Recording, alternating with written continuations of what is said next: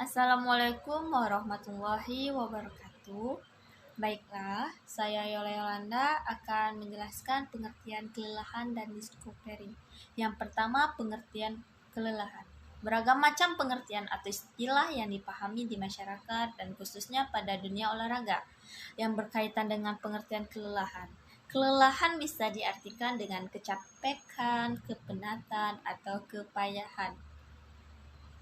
Tidak ada hal yang signifikan yang membedakan istilah-istilah itu.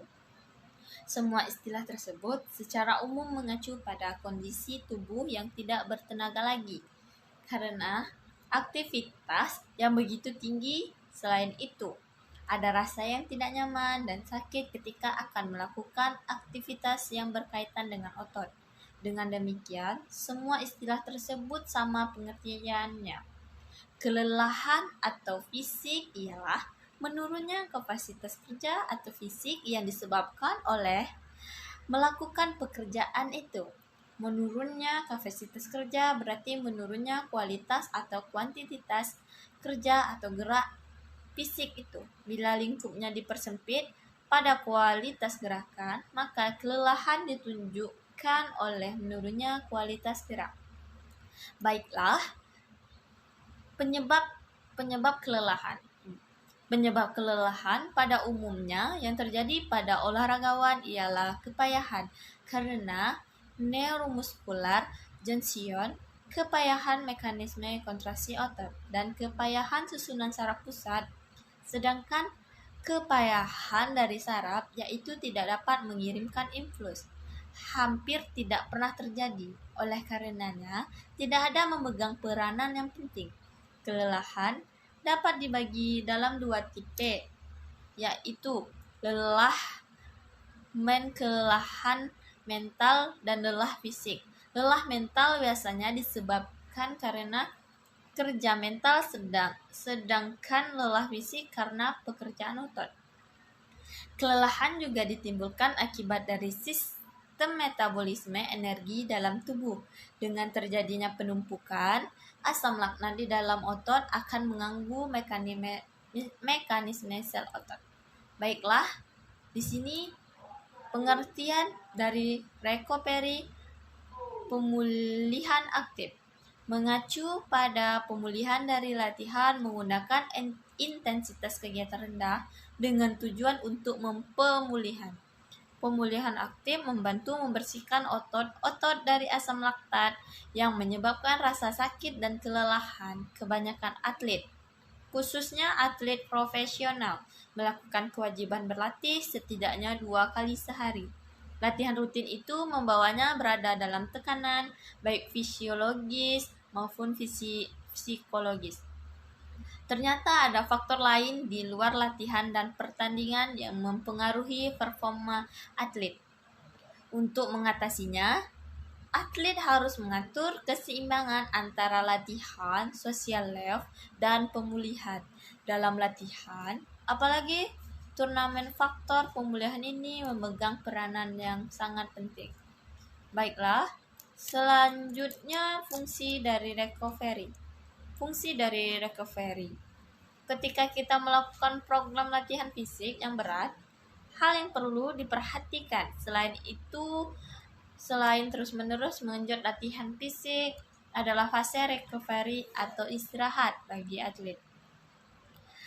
Hal yang kadang tidak diketahui adalah pendapat bahwa dengan terus-menerus mengenjot fisik tanpa memperhitungkan istirahat dengan tujuan untuk mendapatkan kualitas fisik yang tinggi adalah hal yang salah besar.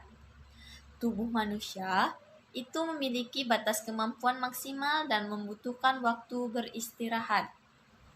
Selain itu, untuk mengembalikan kekuatan otot, juga untuk meregenerasi otot-otot yang telah rusak selama latihan, sehingga terbentuk otot baru yang memiliki kualitas yang lebih bagus dari sebelumnya.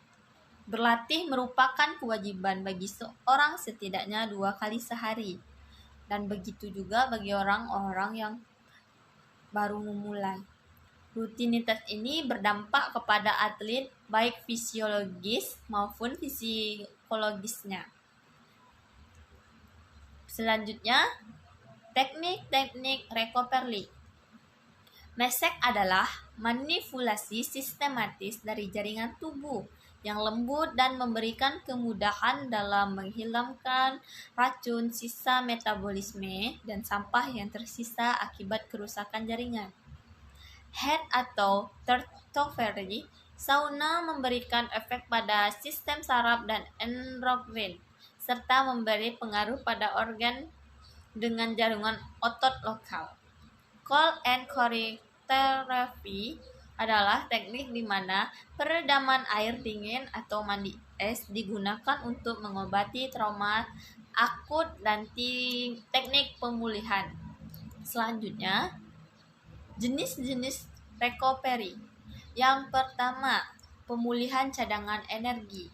Pemulihan cadangan energi dalam tubuh dapat dilakukan dengan fase pemulihan. Maka sistem energi dapat melakukan pengisian cadangan energi dengan proses metabolisme. Yang kedua, recovery aktif. Recovery aktif adalah latihan dengan intensitas rendah atau ringan. Pemulihan aktif yang disebut dengan recovery mengacu pada pemulihan dari latihan menggunakan intensitas kegiatan rendah dengan tujuan untuk pemulihan. Pemulihan aktif membantu membersihkan otot-otot dari salam laktat yang menyebabkan rasa sakit dan kelelahan. Dapat dilakukan dengan aktivitas jogging.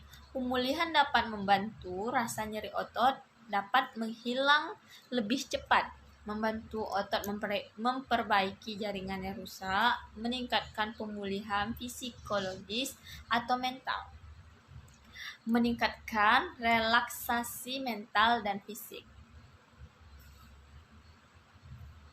Pemulihan aktif atau penurunan panas dengan latihan ringan lebih efisien dalam menambahkan pemulihan setelah latihan. Yang ketiga, recovery pasif. Recovery pasif yaitu latihan yang tidak melibatkan aktivitas atau dilakukan duduk diam atau aktivitas istirahat total. Jadi, recovery pasif yaitu suatu aktivitas fisik tanpa adanya aktivitas fisik. Baiklah, di situ yang bisa saya sampaikan. Assalamualaikum warahmatullahi wabarakatuh.